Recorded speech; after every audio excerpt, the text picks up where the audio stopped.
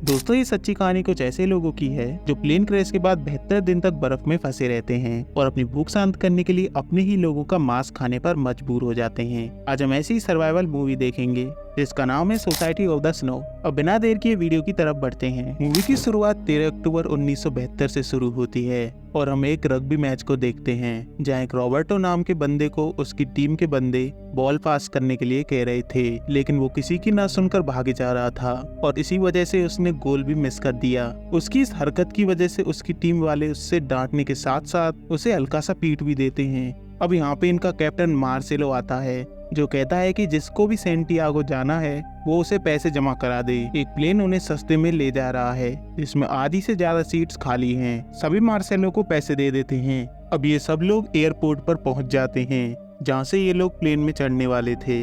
Plane में total 40 passengers और 5 crew members थे। सब मस्त मजे में प्लेन में बैठे हुए थे, लेकिन अचानक प्लेन को एक झटका लगता है। तभी एक लड़का बताता है कि यहाँ पे एक पहाड़ है जो कि चीजों को अपनी तरफ आकर्षित करता है। सब लोग हंसी मजाक कर रहे होते हैं जब कैप्टन मार्सेलो सबको समझाता है कि हमें साउथ से होते हुए चिली देश से जाना है। तभी हवा के जोर से प्लेन में और तेजी से झटके लगते हैं। पायलट ट्राई करता है प्लेन को ऊपर ले जाने की, लेकिन प्लेन एक पहाड़ी से टकरा जाता है। प्लेन के 2 टुकड़े हो जाते हैं। आधा हिस्सा नीचे गिर जाता है और आधा हिस्सा तेजी से आगे बढ़ता है।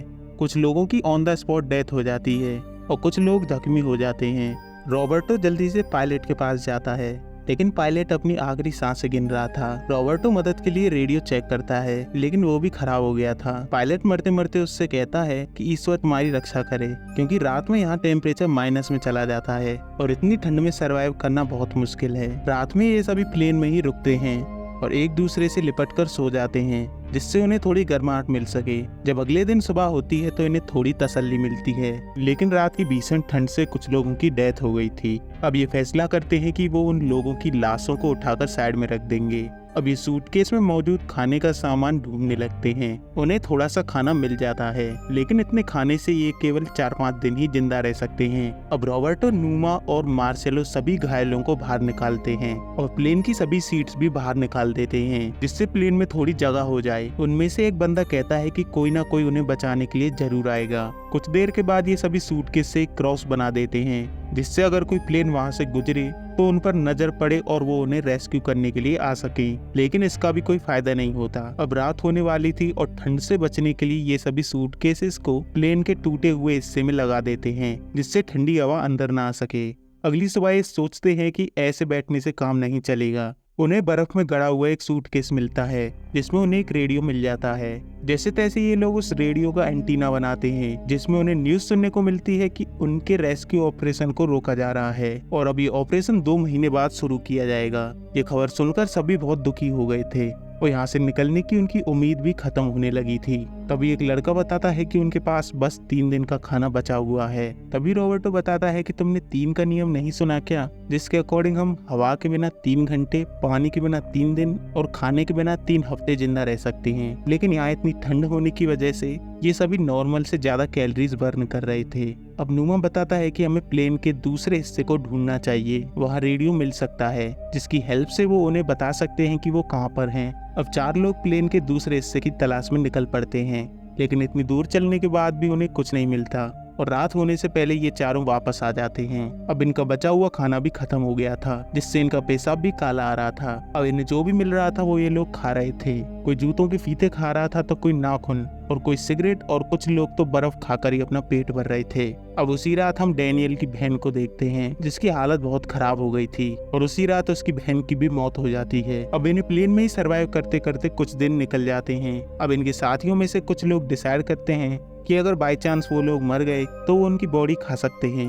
अब उनमें से 4 लोग बाहर जाते हैं और बाहर पड़ी हुई लाशों को खाने लगते हैं और इनकी देखा देखी में कुछ और साथी भी उन्हें ज्वाइन कर लेते हैं। अब ग्रुप में से 5 आदमी ऐसे थे जो कि लाशों को खाने के खिलाफ थे। अब अगली सुबह ये लोग उन बॉडीज को टुकड़ों में काट कर धूप में सुखा देते हैं जिससे ये खाने लायक हो जाएं। अब भूख से तड़पने की वजह से ग्रुप के 4 लोग भी मुर्दों को खाने लगते हैं। अब अकेला नूमा ही मुर्दों को नहीं खा रहा था। अब इनमें से 3 लोग दोबारा से प्लेन के दूसरे हिस्से को ढूंढने के लिए निकलते हैं। कुछ देर चलने के बाद उन्हें प्लेन का कुछ टूटा हुआ हिस्सा मिलता है जहां उन्हें एक लड़के की डेड बॉडी मिलती है जो कि क्रैश के टाइम पर पिछले हिस्से के टूटने के साथ ही उड़ गया था। अब ये तीनों और आगे चलते रहते हैं लेकिन इनका सफर इतना आसान नहीं था। कुछ ही देर में रात हो जाती है और ठंड इतनी तेज थी कि इन तीनों की हालत खराब हो रही थी। अब इतनी ठंड में ये तीनों बर्फ में एक दूसरे से चिपक कर रात गुजारते हैं। अगली सुबह उठते हैं तो ये पूरी तरह से बर्फ से ढके हुए थे।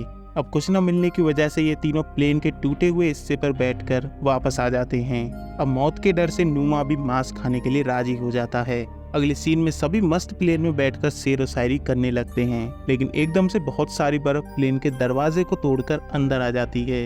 ये बर्फ इतने प्रेशर से थी कि बहुत से लोग इसमें दब जाते हैं। इसमें एक लेडी की डेथ भी हो जाती है। अभी एक दूसरे को बर्फ से निकालने लगते हैं और जैसे ही सभी बर्फ से बाहर आते हैं एकदम से बर्फ फिर से अंदर आ जाती है और इस बार कई सारे लोग मारे जाते हैं। अब जो लोग इसमें बच गए थे वो बर्फ में छेद करते हैं जिससे वो सभी सांस ले पाएं। अब ऐसे ही बर्फ में फंसे हुए इन्हें 2 दिन हो गए थे। अब ये सभी भूख से तड़प रहे थे, इसलिए ये प्लेन में पड़ी हुई लाशों को खाने लगते हैं। अब इन्हें ये साफ पता था कि वो किसका मांस खा रहे हैं। नुमा को ये देखकर बहुत गुस्सा आता है और वो अपने पैर से प्लेन की खिड़की को तोड़ने लगता है और कांच का टुकड़ा उसके पैर में चुभ जाता है। लेकिन नुमा लगातार खिड़की को तोड़ने लगता है और वहाँ से उन्हें बाहर निकलने का रास्ता मिल जाता है। सभी उस रास्ते से बाहर निकल आते हैं और ये सभी बहुत खुश भी थे। अब ये सभी बर्फ में धसे हुए प्लेन को निकालने की कोशिश करते हैं। तभी नुमा को अपने पैर का कट दिखाई देता है, लेकिन इतनी ठंड में उसे दर्द महसूस ही नहीं हो रहा था और कुछ दिनों की जद्दोजहद से ये प्लेन को बाहर निकालने में कामयाब हो जाते हैं। अब इन्हें यहाँ 32 दिन हो गए थे और ठंड भी थोड़ी बहुत कम होना शुरू हो गई थी, लेकिन उनके एक साथी कोको की हालत खराब होने लगी थी। उन्हें पता चलता है कि उसके लंग्स में लिक्विड भर गया है जिससे उसे सांस नहीं आ रही थी। ये सभी उसे बचाने की बहुत कोशिश करते हैं, लेकिन कोको दम तोड़ देता है। अब रॉबर्टो, नैंडो, नुमा और टिनटिन प्लेन के दूसरे हिस्से की खोज में एक बार फिर निकल पड़ते हैं, लेकिन कुछ देर के बाद ही नूना की हालत बिगड़ने लगती है और वो बेहोश होने लगता है। रॉबर्टो देखता है कि नुमा के पैर में इन्फेक्शन हो गया है और उन्हें वापस जाना चाहिए, लेकिन नुमा उन्हें मना कर देता है। वो जैसे तैसे अपने साथियों के पास वापस चला जाता है। नुमा वहाँ देखता है कि कुछ और साथियों की भी डेथ हो चुकी है। उधर रॉबर्टो और उसकी टीम को प्लेन का दूसरा हिस्सा भी मिल जाता है, जहाँ से वो कपड़े, सिगरेट और खाने का सामान अपने साथ ले आते हैं। दिन गुजरते हैं और इन्हें ना चाहते हुए भी अपने साथियों के मांस को खाना पड़ता है। उधर नुमा की हालत दिन ब दिन बिगड़ रही थी। उसे पता चल गया था कि उसकी मौत अब नजदीक है, इसलिए वो कुछ भी खाने से मना कर देता है। अगली सुबह ये सभी रेडियो पर खबर सुनते हैं कि गवर्नमेंट ने उनके लिए फिर से रेस्क्यू ऑपरेशन शुरू किया है। अब इस पर इनकी 2 राय थी, पहली की रेस्क्यू प्लेन का इंतजार करना और दूसरी की पहले की तरह ही प्लेन हमें ढूंढ ही नहीं पाएगा। अब ये सभी टाइम पास करने के लिए चिड़िया की आवाजें निकालने लगते हैं और कैमरा से अपनी फोटो खींचने लगते हैं। रात हो जाती है और नुमा रॉबर्टो से कहता है कि मेरे मरने के बाद तुम मेरा मीट खा सकते हो, और सुबह होते ही नुमा भी स्वर्ग से डर जाता है। इन्हें नुमा के पास से एक नोट मिलता है जिसमें लिखा था कि मैं कितना लकी हूँ कि मरने के बाद भी मैं अपने दोस्तों के काम आ सका। अब रॉबर्टो, नैंडो और टिनटिन मदद पाने के लिए निकल पड़ते हैं। वो पूरे दिन पहाड़ चढ़ते रहते हैं और रात होते ही बर्फ में छेद करके स्लीपिंग बैग में सो जाते हैं। अगले दिन तीनों एक चोटी पर पहुंच जाते हैं, जहां वो देखते हैं कि अभी ऐसे और भी पहाड़ों ने पार करने हैं और उनके पास सिर्फ 7 दिन का खाना बचा हुआ था। तभी टिनटिन वापस जाने का फैसला करता है, जिससे उसके साथियों के लिए ज्यादा दिनों तक खाना मिल सके। अब रॉबर्टो और नैंडो चलते चलते पहाड़ों के बीच एक घाटी में पहुंच जाते हैं, जहाँ बर्फ नहीं थी। रात होती और ये दोनों आग जलाकर रात गुजारते हैं। अगली सुबह इन्हें एक नदी मिल जाती है, जहाँ से इन्हें पीने के लिए ताज़ा पानी मिल जाता है। तभी नदी के दूसरी तरफ इन्हें एक आदमी दिखाई देता है, जिसे देखकर ये बहुत खुश थे। वो उससे मदद करने के लिए इशारे करते हैं, लेकिन उनकी आवाज़ उसके पास नहीं पहुँच पा रही थी। इसलिए वो आदमी कागज और पेन एक पत्थर में बांधकर उनकी तरफ फेंकता है, जिस पर लिखकर ये अपनी कंडीशन बताते हैं और उससे हेल्प मांगते हैं। अब वो आदमी ये सारी बातें पुलिस को बताता है और उन्हें रेस्क्यू करने के लिए ऑपरेशन स्टार्ट होता है। इधर रॉबर्टो और नैंडो मस्त खाने का मजा ले रहे हैं। प्लेन में फंसे हुए उनके साथियों को भी पता चल गया था कि उन्हें बचाने के लिए रेस्क्यू टीम आने वाली है और ये सभी घर वापसी की तैयारी में लग जाते हैं। कुछ ही देर में 2 हेलीकॉप्टर उन्हें रेस्क्यू करने के लिए पहुंच जाते हैं और यहाँ सर्वाइव करते हुए 72 दिन हो चुके थे और बस 16 लोग ही अंत तक बच पाए थे।